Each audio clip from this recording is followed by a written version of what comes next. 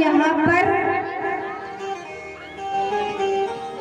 भगवान ने उन 16,100 कन्याओं को अपनाया। क्या किया? 16,100 कन्याओं को अपनाया। भगवान की 8 पटरानियां थी, तो भगवान के कितने विवाह हो गए? 16,108 विवाह हुए भगवान के।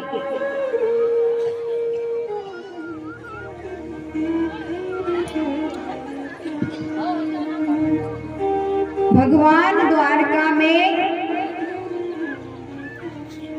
निवास करते हैं और जब भगवान द्वारका में निवास करने लगे तो क्या हुआ कि भगवान जब गुरुकुल पढ़ने के लिए गए थे तो उनकी भेंट सुदामा जी से होती है। किससे होती है? सुदामा जी से भेंट होती है। तो वो उनके मित्र बन जाते हैं, सखा बन जाते हैं। और वहां पर क्या हुआ कि एक दिन लकड़ियां खत्म हो गई, भोजन बनाना था। तो गुरु माँ ने कहा कृष्ण और सुदामा से कि आप दोनों जाइए और भोजन के लिए लकड़ियां इकट्ठी करके लाएं जंगल से। जब कृष्ण और सुदामा जंगल को लकड़ियां इकट्ठे करने के लिए जा रहे थे तब गुरु माँ ने कन्हैया को थोड़े से चने दे दिए कि अगर ज्यादा समय हो जाए, अगर भूख लगाए तो इन चने को खा लेना दोनों आपस में बांट करके। कहा ठीक है। जंगल में लकड़ियां लेने के लिए गए तो महाराज उसी समय जोरदार बारिश होने लगी, वर्षा होने लगी।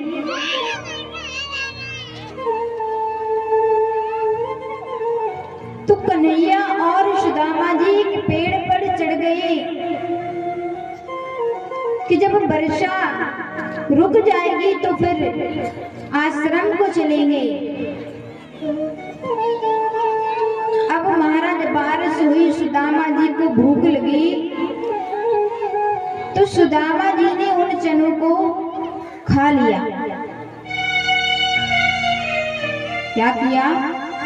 उन चने को सुदामा जी ने खा लिया। अब कई प्रश्न उठता है कि सुदामा जी ने कृष्ण के चने खा लिए, इसलिए उनको गरीबी मिली।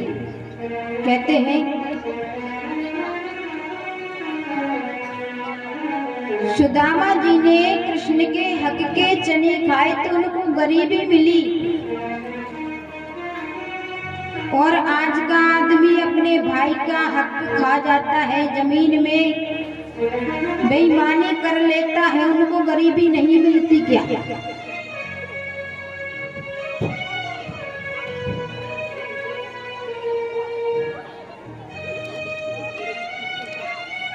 आज का मनुष्य इतना बेईमान हो गया है, दोहरा जीवन जी रहा है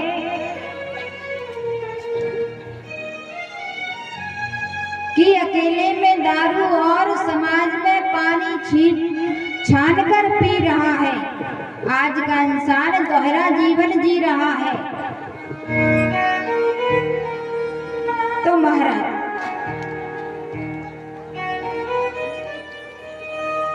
सुदामा जी ने जो चने खाए वो श्रापित थे, इसलिए सुदामा जी ने उन चने को खाया। सुदामा कोई साधारण ब्राह्मण नहीं था। सुदामा कोई साधारण ब्राह्मण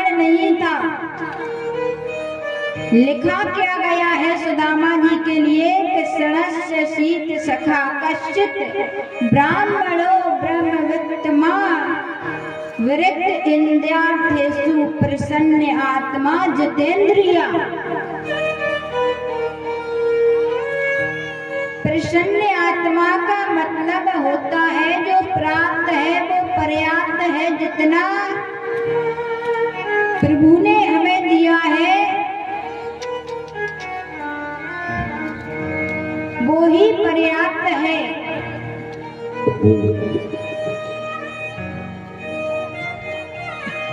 एक बार क्या हुआ महाराज कि एक बूढ़ी माँ थी, वो भगवान शंकर की बड़ी भक्त थी, ये कथाओं में मिलता है।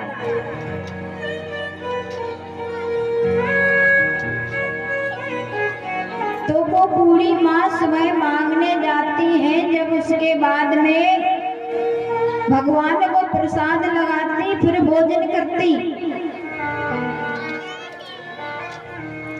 तो एक दिन क्या हुआ कि वो मांगने के लिए गई, उनको कुछ नहीं मिला, बस थोड़े से चने मिले। तो उन्होंने क्या किया, संध्या का समय हो रहा था, उन्होंने सोचा कि अभी थोड़ी देर में भगवान को प्रसाद लगाकर मैं भोजन पाऊंगी। उन्होंने वो चने जो मिले थे वो रख लिए पोटली में। अब उसी दिन क्या हुआ, उस नगर में चोर आए। तो उन्होंने सोचा कि शायद इन बूढ़ी माँ को ज्यादा दिखता नहीं है, अगर चोरी करेंगे इनके घर में तो बड़ा आसान होगा चोरी करना। अब पहले के आदमी क्या करते थे, ध्यान से सुनना, पहले के आदमी क्या करते थे कि जो भी पैसा होता था वो घर में रखते थे, और आज का उल्टा हो गया है। आज का उल्टा हो गया है कि धन तो रखते हैं बैंक में और दाल तो रखते हैं टैंक में।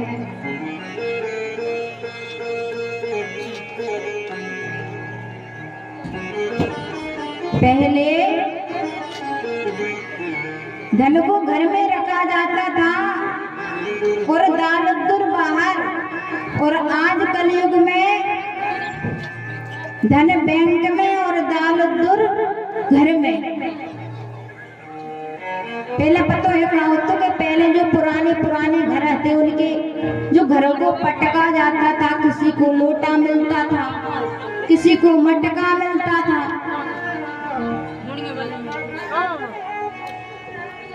मिलता था कि नहीं मिलता था। और आज क्या हो रहा, कहूँ आज की पीढ़ी ने अगर खोदा तो काके में कि हमारे लाने जो दाल तो धर गए कि जाके लाने, हमें मजदूर तक नहीं मिल रहे।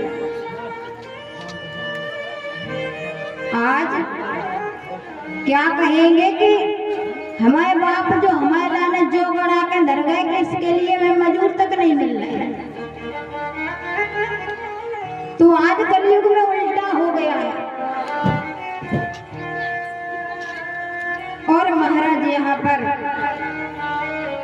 वो चोर आते हैं, उन्होंने सोचा कि माता जी ने शायद है कि इसमें धन इकट्ठा करके रखा है इस पोटली में, वो उस पोटली को उठाते हैं और भाग जाते हैं। अब जब उन माँ ने सोचा कि हम भगवान को प्रसाद लगाए, देखा कि वो वहां पर पोटली थी ही नहीं।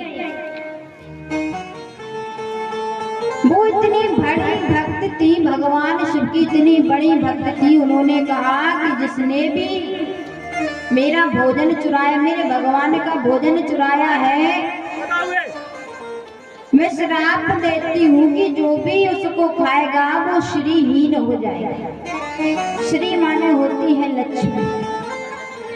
तो वो चोर भाग रहे थे, गांव वालों ने देख लिया, तो वो संयोग बस वो पोटली गुरु माँ के आश्रम के द्वार पर गिर जाती है। और जिस समय गुरु माँ आश्रम में झाड़ू लगा रही थी तो वो उनको मिल गई। गुरु माँ ने सोचा कि शायद है ये किसी आश्रम में पढ़ने वाले किसी बालक की होगी, तो वो संभाल कर रख लेती हैं। और जब कृष्ण और सुदामा लकड़ी लेने के लिए गए तो वही पोटली उनको दी कि तुम ये चने को खा लेना। सुदामा जी बहुत बड़े ज्ञानी थे, तो उन्होंने कहा कि अगर संसार का पालन करता ही श्री हो जाएगा तो फिर क्या होगा। वो जानते थे सुदामा कि ये चने जो है वो श्रापित है, इसलिए भगवान को ना देकर आज सुदामा जी ने उन चने को स्वयं खा लिया। और सुदामा जी के ऊपर गरीबी आ गई। गरीब का मतलब पता है क्या होता है?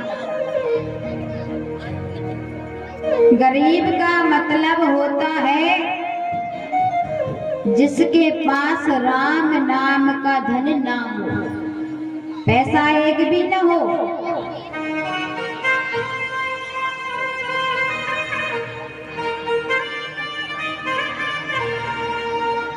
कबीर जी क्या कहते हैं?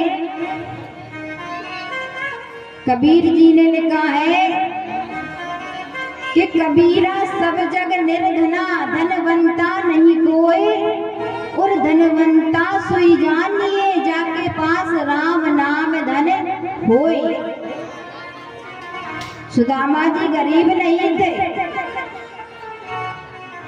और दूसरा क्या करते हैं अब आजकल अपने अपने मनोरंजन के लिए देखते, कोई और नहीं करता, हम ही आप करते हैं। क्या करते हैं कि किसी को सुदामा जी बना दिया जाए, किसी को सुदामा जी बना देते हैं, बढ़िया तिलक लगा देते हैं, एक डब्बा टांग देते हैं और